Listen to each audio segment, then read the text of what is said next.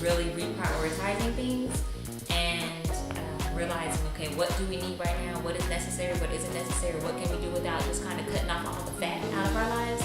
So we can just focus on what do we need to bring in to make sure that everything keeps going. Like, the home is a business, you know? So initially it was kind of like, oh, okay, well, what are we gonna do? You know, just, and even I would start doing other contracts that I necessarily wouldn't be like pursuing, but it was like, okay. So, you know, there were sacrifices that I made and then sacrifices that he made, and even starting off doing things, working with some of the contacts that I connected him with, and just getting out of his comfort zone. Right. And I think mentally there was a transition definitely for him as well, because I think men, specifically men, look at their careers as a part of their identity. Yeah.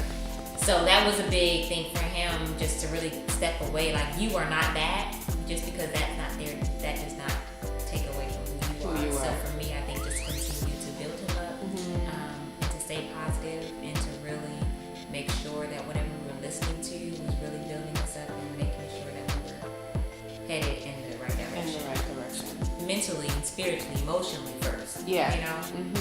How about you guys? For us, our transition was very gradual. Right, because you were able to plan. Like, it was gradual. It wasn't abrupt. It was gradual. Right. And so, but there were some, you know, a lot of aspects of our plan that didn't pan out the way that we had wanted it to. And so, you know, we were just like, okay, what do we need to do in order to get off of our job so that we could, you know, do this thing? And we need to have X amount of dollars, and we need to have this, and we need to have that. But that was going to take forever, right? So, because honestly, to be very comfortable, you know, when you think, how much money do you need to be comfortable enough to quit your job? That's a lot of money. So to really be comfortable. And that was going to take forever, you know? So there was that piece. And then the other thing was, okay, what are we going to do? What do we have lined up? And so our original plan was, since I was already working from home, I had the, you know, somewhat flexibility. It was him that we needed to get. And so we thought first, okay, well, maybe he could take a leave of absence for a year. The job will still be there as a cushion. And he'll take that year. We'll just take that year. We'll just go hard, and then hopefully he won't have to come back. And the other thing was, I was still working from home, so I was still getting my paycheck. So he could take that leave of absence and not have the paycheck, but we would still be okay. That was the plan. So my job calls me and they tell me they want me to come back in the office and start working in the office. I'm like, but I can do marketing from anywhere, you know.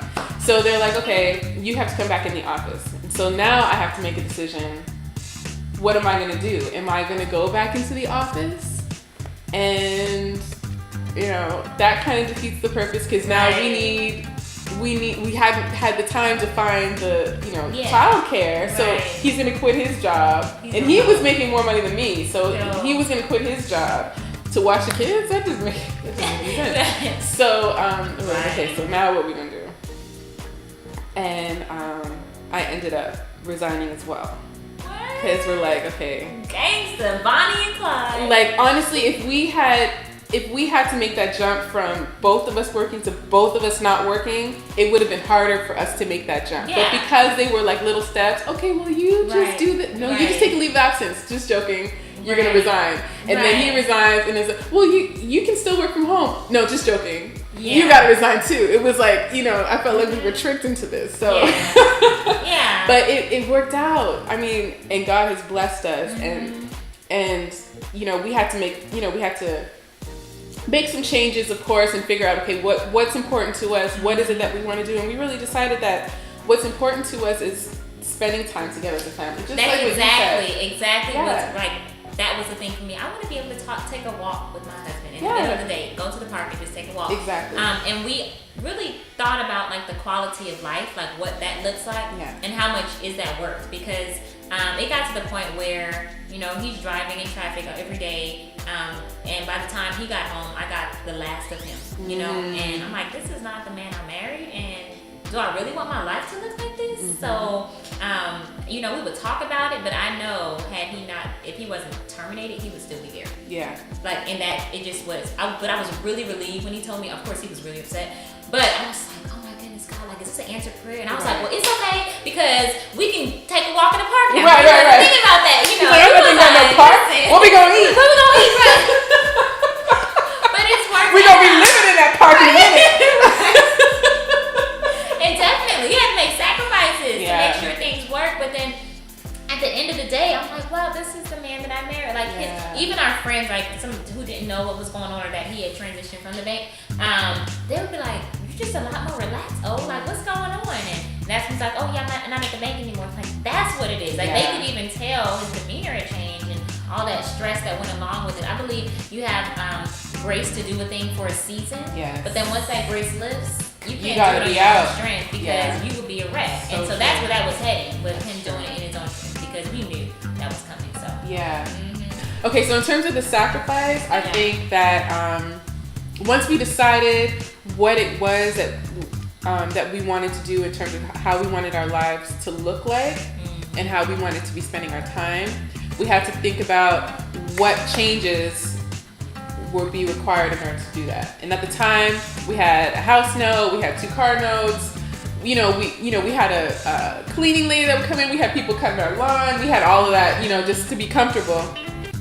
But we thought, okay, this isn't the kind of life that we decided is the direction that we wanted to go. This is the kind of life that we were told that we needed to lead. We were always told, okay, you get married. No, you get your degree, you get married, you start your career, you buy a house, you have kids. We were told the order, we were told what to do, and that's what we were doing. Right. Once we realized that that's not us, we were able to let those things go. So we rented out our house. We moved across town to the area that we really loved. Right. We rented an apartment.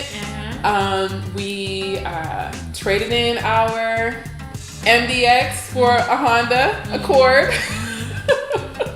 We kept the Lexus though.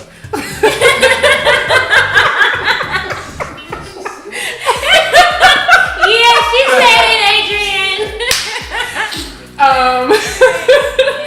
But we started making those changes. Yeah. One of my things is like, I want to like decorate, and I want to do this and this and this, and a little bit at a time. But I realized even when great, amazing opportunities have come for large increase for our businesses, big clients, it's easy for me to think, I'm going to go ahead and we're just going to go ahead and do it. But like, wait a minute, we need to make sure like the decisions that we make moving forward, like, is this going to continue to allow us to live the type of life that we want as far as the quality of life? Right. Like, would I rather have my house fully furnished right now, or would I rather take baby steps, building a little bit at a time, knowing that we have the quality of life that we really want? Mm-hmm. And so for me, for both of us, I think just really coming to terms of saying, okay, what are our priorities, and are we living for us, or are we living for them, for everybody else outside, you know? So once we got on that same page, from even the whole car situation, we have one car that's, cash car already, paid off, but now we're looking to sell it. But I'm like, well, should we? Because like, we don't have a car note on that. So just thinking about all those different things, like, this is a great car, but we can also, if we sell it, then we can use that. We have savings, and we can do other things, So just like really looking at everything that we have, and really putting what we have, like prioritizing it according to what works for us, and not allowing everyone on the outside to tell us or to say, it should look this way. Like, this is what success looks like.